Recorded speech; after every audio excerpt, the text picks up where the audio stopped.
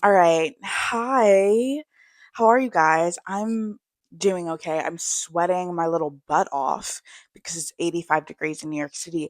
And I prayed for times like this, but my God, like walking around New York yesterday, welting as I was like walking the streets was a little bit too much. And perhaps I prayed too hard. I don't know. Is that possible?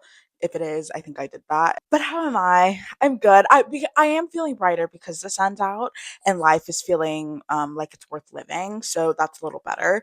I went back to work yesterday because I've been on a little break because of we have off for like the Easter Passover holidays. We have like significant time off. And so I just got back and wow, back at it. Full throttle, like the moment I step into the building. And that's okay. But I want to talk about my anxiety ahead of going back to work. So instead of being normal and going, okay, obviously I know it's going to be busy. Obviously, though I like my job, there's some parts that you like dread upcoming. And so instead of like saying, Kayla, we're going to go to bed early, to make sure you can get the most out of your day and just enjoy the fact that you're back, even the parts that you don't enjoy. Instead of doing that, right, my brain goes, actually, let's hoard all the amount of time we have left of peace before chaos erupts and comes back into your life. So instead of like going to bed at 10 p.m. or 11 p.m., hey, even maybe 12 a.m., I went to bed at 5 a.m. Eastern Standard Time. Yeah, I go in later. So like not until 1 p.m. So that's okay, but it does what ends up happening is I wake up at 12. Do you know what I mean? Like I'm waking up at 12 and that's still not a full night's rest because I went to bed at 5 a.m., you know? So my head hurts, my brain is tired, my body's tired, and now I have to go work for 8 hours. And something about that just feels wrong. And I did that to myself. And so, hey, what are you gonna do? And that evening, I got home and I got to yap to my best friend about just like life. And we were catching up. And I went on a tangent about an experience that I feel like I need to share on here that I was fascinated by. I am fascinated by bad conversationalists. And I don't mean people that just like have anxiety or people that like are, are kind of awkward and you can tell they're a little bit awkward. And so maybe they don't know how to navigate the conversation. So they're not as great at being in conversation with you. I'm not talking about those people. I'm talking about rude people, like rude people. That's who this is targeted at. Because I was somewhere, I'm gonna keep it so vague. I was somewhere in which I had to mingle and talk to people that I like know, but we don't really kind of have anything in common other than the people we know or are attached to, in which they all have something in common. You know what I mean? And or maybe you don't, because it's so vague. My God, use a noun. You know what I mean? But do you? You don't, because I'm not using any nouns. I'm just gonna keep it vague though. I'm great in those situations where it's like, yeah, we don't have anything in common, but what we all have in common, not to be corny, is that we're human beings with life experience. So I can just ask you about that. You know what I mean? Like we can bond over that, or we don't have to bond at all. We can have absolutely nothing in common, but we can talk about that. There's always something to talk about, right? And if I really wanted to stir the pot, we can go into politics if you want. If you want to make everyone uncomfortable, but keep the conversation going, I'll do it. I'll start it. Let's do it. Like there are ways to keep the conversation going. There's no excuse to be bad at conversation. If you're just like rude and not painfully awkward or like shy. Otherwise, there's like no excuse. I'm talking to this person, and after a while, I was like, whenever I was talking to them, really, should I say talking, or is it like them giving a speech to me and then not asking one reciprocal question back? I think it was more of that, because I would ask something like, hey, how are you, right? They tell me how they are, and I would say, oh, because they wouldn't ask me, so I would just talk about how I am, right? And then I would ask them another question, and then another, and another, and they would go on tangents. Like they were very much engaged in this conversation. And then when they were done with their spiel, silence. Silence. And it's like, I like to talk too, actually. Maybe, maybe I talk? And like, no, like, not one question back to me, not one time. The entire we were together for 3 hours in a space. And then we were also on the same train home. And again, I'm the only one saying anything, and if I'm not saying anything, it's silent. And so at some point I'm like, okay, silence is okay, and I don't mind silence, so I let it fall silent. But it then just was sitting in my brain, and I was sitting there, I'm like, this is so rude. And I know I'm not giving you enough context, so you're like, Kayla, it's okay if people aren't talking. Maybe I'm not giving you the whole setup because I'm trying to stay so vague. But when I tell you it's insane to be in a space with someone for 3 hours, sitting right next to them and not want to ask them a question about themselves, that's insane. That's insane. It's so insanely rude because I just feel like, or maybe I'm just wired differently, where I'm like, I feel like after 3 hours, I'd want to know at least a little something about the person next to me that I know. That's not, hey, I want to know stuff about the stranger next to me most of the time. So, God forbid it's someone I know next to me. It's nuts. Like, that, oh my God, it was so rude. Oh my gosh. And then what happens when I feel like I'm kind of I'm trying to like make this environment at least somewhat enjoyable for the people that the other people who are a part of this event brought, right? Because we're all plus ones essentially, right? So I'm trying to make this event enjoyable, or this thing we're at enjoyable for all of us. What happens after a while is I go, am I the most annoying person in the world? Is that what's going on? Because she would like, oh, I was trying to keep it vague with the they them, but she would turn to other people and learn how to talk. But then to me it's silence. Maybe she just didn't like me. Hey, I'm like a stranger, kind of, but still. And even if she didn't, that's okay, I guess. But my God, I just had never encountered, because there's people I like don't like that I can say hi, how are you? So I just had never encountered something like that. It was fascinating. And so then I was like, oh, am I the most annoying person ever? And so then I went home, and that night kind of had not a spiral, but just like a mini, like, am I annoyed? Like, was everyone there kind of under the like all in agreement that I was the most annoying person on the planet? Maybe that's what was happening. And I should flee the state. Maybe I should consider that. Maybe is it time to leave America? Like, is that I didn't know what was real anymore. I was like, am I on Earth right now? It was insanity. People need to learn how to converse better. It's a lost art. And it's not even an art. I think I'm very good at it, because you learn very quickly that people just love to talk about themselves. So if you give them the platform to, they will do it, which is hilarious. I can't tell you the amount of people that are like, I love Kayla. She's so awesome. She's the best. And I'll be like, you don't know anything about me. You've never asked me a question about me. I'm just good at asking you about you, and you're like kind of full of yourself, as we all are as human beings. And so you're like, I think I love her. And I'm just a mirror to your own personality, which I guess is beautiful in a way. Good to know you love yourself, but Jesus. But anyway, speaking of being annoying, I've been extra annoying to everyone else in my life because Biebercella, Justin Bieber. He's back, baby. He's also never left. And I've always been on the train that he's never left, but people love to play in Justin Bieber's face. And now everyone's back on the train.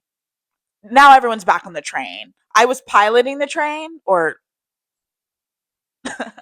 what are they called? I was driving the train for a long time, the Bieber train, and nobody else was on it. And now everyone's back. And that's good to know. And actually, I'll call my own self out because there was a period of time I even also forgot who I was, which is a believer always and forever. And I almost forgot who I was. And then I was watching that live stream at like 3 a.m. of Biebercella, and chills. Every TikTok video I've liked since, and thank God my TikTok is no longer like discourse about like who's a Satanist and who's not. And it's now just Justin Bieber edits, which is the best. I just love Justin Bieber. I thought his set was beautiful. Justin Bieber is gonna probably be my top artist this year. It's always Beyonce, and that's like a so it's kind of crazy to already say this, unless Act 3 comes out, then everything's changed. But I've just been listening to Justin Bieber every single day, Beyonce level listening to Justin Bieber for me, and that's saying a lot because I listen to Beyonce every day. But I love Justin Bieber. Oh my gosh, and everyone loves Justin Bieber. My mom loves Justin Bieber. She went to the Justin Bieber movie with me when I was a kid, and after we left that movie, she was like, "I love Justin Bieber." And ever since then, if you bring up Justin Bieber, my mom's like, "I love him." Even when he was peeing in buckets, she was like, "I love him. I feel like he's going through a lot." Pam was always very empathetic toward Justin Bieber, as she should have been, because he did. He was going through a lot. And I love him. Okay. That's it. That's all I had to say. Just a little segment on how awesome Justin Bieber is. And his music is so good. Every era, the teeny bopper, the Jaquavius light skin era Justin Bieber, all of it, the Mary Justin Bieber era now. It's all so good. It's all so good. What's also good about my break that I just had is I had a chance to actually take a break. I went to visit a friend of mine in South Carolina, and it was a blast. We were on Hilton Head Island, which where her parents live, and I had so much fun. I'd been before, but it was great to see her because it was warm there. It was quiet, and I never experienced that here. And I felt so at peace in a way that sometimes always being in the city doesn't allow me to feel at peace, or I feel at peace in a different way. I feel at peace in the way that art and like my friends and like growth, and I feel like I don't know, being challenged is always so like kind of within reach here. There's kind of everything that inspires you, challenges you, moves you forward. There's always kind of this focus on moving forward that I think is great for someone like me that's very ambitious. But I do like kind of going somewhere where everyone's just kind of on island time. Like everyone is moving so slowly. Everyone is just kind of enjoying life where it is. And there's not really any focus on what's coming next. And I like being reminded of that because I can be very forward thinking. And I think sometimes that can prevent me from just, and I've talked about this before, just being present and enjoying where I am. And I felt very present. And then reminded me, I'm like, I need to see friends more that don't live here. I think I do a good enough job staying connected to friends in the city because it's easy to, but even that actually is sometimes hard, but it's easy to at least schedule out a month in advance where I'm going to see people or when. But my friends that are elsewhere, it's so much more of a hassle, and or not a hassle, it's a joyful hassle, but it's a thing to kind of think about and plan. And I think sometimes I shy away from it because I'm like, I don't know, life can change so much. And so it was great to be reminded. But these are also some of my closest friends. My closest friends don't even like live in the city. So it's also a reminder to like get out and go and see them. And I felt so fulfilled and it was great. And so since then, I've already scheduled like two more trips to go see other friends because I'm on a high. I'm like, I need to see everyone. I love you all. You're my favorite people ever. But also the craziest thing happened on that trip because it was only a 3-day trip. It was so short, but just a little break before I went back to work. I get my flight, and it was an 8:30 p.m. flight with Delta, and I'm gonna call them out. Right. I also posted a TikTok about this because I was peeved. And my flight is canceled like an hour before. Okay. Let's unpack how I wasn't even at the airport though, which is hilarious. An hour before. Anyway, there was originally at the time like chances of a storm on the weather app, but like nothing had happened all day.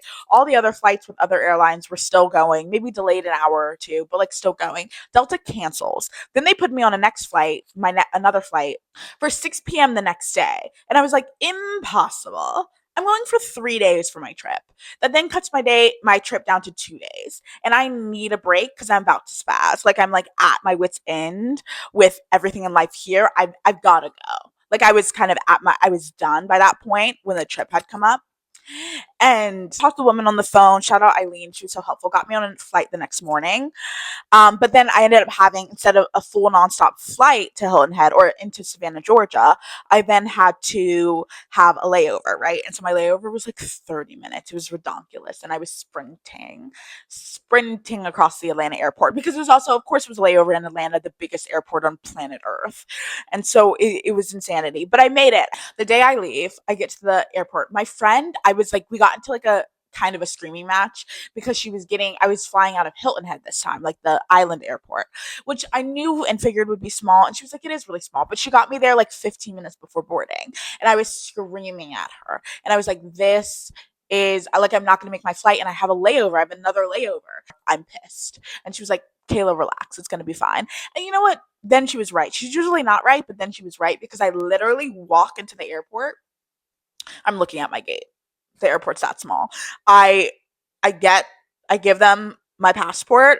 I get TSA is right behind the lady who like takes my passport. And I was like, okay.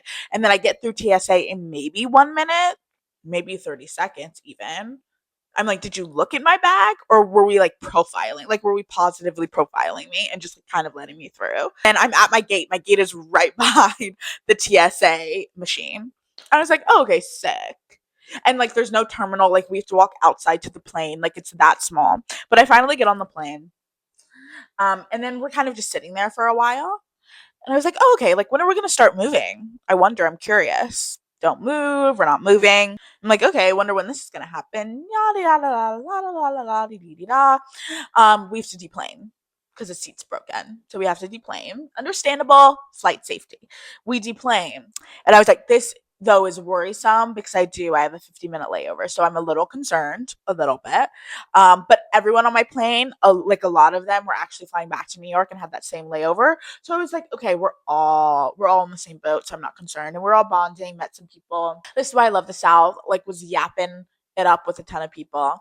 But the minute we get back inside, back to the gate, after walking outside, I'm walking this platform. I'm get back inside. The minute I get back inside, the lady goes, all right, now boarding flight back to LaGuardia or Charlotte Airport. Da da da da. Flight 3649, 678 910. And then she goes, all right, everyone, you can board back on the plane now. Oh, so I just got off the plane. So when did they fix this chair? Because we just got off the plane. So when did this chair get fixed? When did this chair situation happen and or get fixed? Should we get back on the plane? And they were like, get back on the plane. And she was like, boarding now, boarding group 1, 2, 3, 4, 5, 6, 7, 8, 9, 10. Get on. We're out. And she was like, the faster you get back on the plane, the faster we'll get in the air. And so everyone's sprinting back to the plane. And I'm like, is this safe? Also, again, is the chair fixed? Because I was the last person off the plane. I had like the last seat. And the minute I got back inside, we were going back onto the flight, back onto the plane, deplaned, then replaned, like that. Is the chair fixed? Is the person sitting in that chair okay? Whatever. Anyway, we got there and I made my second flight and then we got home. But while I was also on that trip, I had an idea for a brand that I've been wanting to do for a while. And I'm not telling or talking about it till I'm in a better place with it. But I felt so encouraged to just kind of start it and really get kind of momentum going with it. And I think that's another way that a break like this is helpful is being removed from a place that inspires me so much like New York City, but that also you're kind of comparing yourself often that can kind of distract you from, hey, let me go and you know, focus on the things I want to do and really be introspective. And sometimes you need silence for that. And there's just kind of not a lot of silence that I find myself in often here. And so it was great to kind of be by myself a lot, or not a lot, but often, like in the early mornings and things, and to like work on this project that I'm excited about and that I want to talk about more when it's in a better place. Another thing I did on Saturday was like a packed day because I got back and I was like seeing people, seeing people, seeing people. I had like my social hour for April. But one of the things I did is my friend had a birthday party and it was in Central Park and it was such a beautiful day and she was making flower arrangements, like her and all her friends, and we're all just like eating and talking and making flower arrangements. And I just again, on top of the doing things that intrigue you, like pursuing things that interest you, it was so joyful and so like it warmed my heart to just do an activity that had no outcome, that wasn't dependent on being successful or anything, but was just fun. It was something fun to do, it was something to bond with other people, to be in community with other people, and then to have this output, which is this flower arrangement that mine was not beautiful at all, but I found myself so proud of it because it was a labor of just like love and joy that came from that time with those people. And I think I'm just at a point where I'm like, I want to do more things like that, hobbies for hobby's sake, just like I say, make art for art's sake. Thinking of making art, oh my gosh, I feel, and I've got to go soon because I go to work in like 15 minutes, but I've also felt very inspired lately because I went to my friend's show a couple days ago and she presented a new work in this like emerging art or in this theater festival. her work was beautiful. I was very moved by her work. She's amazing. But the other work in the show, a lot of it, some of it was like early stages of a play that people were showing snippets of. Some was like more dance theater, some was straight like concert dance. It was a whole slew of things. But some of that stuff, a lot of it, it was a packed, sold out show. And when I tell you some of that art I was looking at was so god awful, awful. I was like taken aback by how bad it was. And it was like, and we were doing feedback at the end of it, and packed house. And I was like, I can't be the only person that like noticed how bad some of this work was, right? Which I know sounds mean, but when I say bad art, I mean legitimately. I'm very woo woo. You can get me into almost any kind of art. When I say it wasn't good, it wasn't good. And during the talk back, that's not something I ever share if I'm like, this is just bad. I usually don't share anything, or if I have something that I always say, like, I wonder what this would look like if you kind of explored this direction. Because you always want to stay in the realm of encouragement. But I remember so many members of the audience were so moved by a lot of that same art that I was like, this is awful.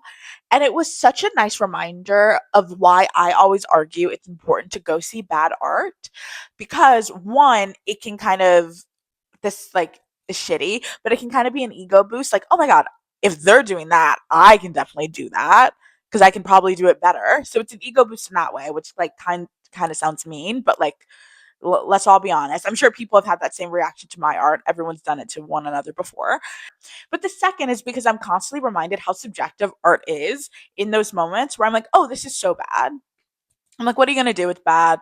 Let's move on. And then I get to something like a talk back or after. And everyone's talking about how moved they are. We're moved by that same piece. I was like, this was bad, or this was so literal that I'm kind of like, it falls apart for me, or wasn't fleshed out, or whatever, or it felt too long, or it felt unresolved, or it felt not clear at all. All of my like misnomers, all the things that I don't like about it are some of the things that most move other people. And that's why I love art, and why I think it's another reminder to make art. Because one, your art, there's some really bad art out there. You can definitely make something better than what else is out there. But also two, you might be the bad art, but you also at the same time might be the best art. Do you know what I mean? Like, you could be the worst art someone sees that day and also the best art someone sees that day, because it's so subjective. And that is literally why I love dance. It's why I love acting. That's why I love music. That's why I love all of it. Visual art, like anything, because it's so wildly subjective. And last thing I'm going to talk about, because I got to go and I'm so hungry. Oh my God, I haven't eaten breakfast yet, but it's 11:15. Also, I could have just woken up early. But anyway, I just saw you, Me, and Tuscany, the new movie. Like, it's like Halle Bailey and Ray J. John Page. Page. It's a lot of G's in that name. Um, I went to go see it in a theater with my friend. That same day, I did the flower thing. And when I tell you, was the movie corny? Absolutely. Absolutely. Absolutely it was, from start to finish. But when I tell you, the people in my theater were so funny with their little quips the entire time. And then the corniness of the movie, it's kind of just so ultra corny. And I just haven't seen a corny movie like that in a long time, that I was crying laughing. And I haven't cried laugh in a minute. And I think that was the most fun I've ever had in the theater. And it was such a nice reminder about why it's important to experience things. Because did I walk away thinking You, Me, and Tuscany was my favorite film ever? No. Will I watch it again? Maybe, maybe not. But one, love to support a black led film. But also two, I think it's important to experience things and not just like read about something, right? Because what happens a lot, I think, with us now, because it's so accessible, reviews of something, whether it is a movie, or whether it's a restaurant, or whether it's a concert, or whether it's whatever, a store, what it does is it prevents people from wanting to experience things anymore. Like, the fear of experiencing something bad, or having a bad experience, or it sucking, is so, people are so afraid of it. And I I am one of those people as well. And I'm learning how much discovery and how much joy can come in all, like how much life experience can also come from something sucking and you being there not liking it while it sucks. Like no one hates to like give money to something and it ultimately like be a farce and like not be a good time and a waste of time. But all that to say, I think me going to that movie, me and my friend, and not loving every bit of it, honestly, ended up being the best time I had in the theater because after instead of like sitting and sulking and going, oh, I don't like this movie. Why are we here? Let's leave. Instead of doing that, we were like, actually, not only is this movie harmless, it like kind of knows what it is, and it's so funny, and it's just a romance film, and that's cute, and we don't get just enough of those, and it's hilarious unintentionally. And I'm in tears and I'm laughing. I'm sitting here, and instead of just getting up and leaving the movie early, which I have done, I sat and enjoyed a movie with strangers and with my friend as we all like shared a laugh over our utter confusion about like what was happening on screen. And ultimately, I then got to the end of the movie, and on Letterbox, if you see my Letterbox review, I honestly rated it. I think I gave it 3 stars, which is like pretty high. Like I don't think I otherwise would have given it that, but I ended up having a blast. And I was like, you know what? Actually, 3 stars. This was funny as hell. I just love that, and I want to make sure I like allow myself to experience things and don't prevent experience out of fear of wasted time because there's no such thing as wasted time. I don't think. But anyway, that's me. I'm doing good. I'll be back. I kind of had a lot to talk about because it's been a minute since we've yapped, but yeah, this kind of YouTube thing is fun. Anyway, I gotta go to work in 10 minutes, but love you guys. Thanks for watching. I'll see you in the next one. Enjoy the warmth. Happy spring.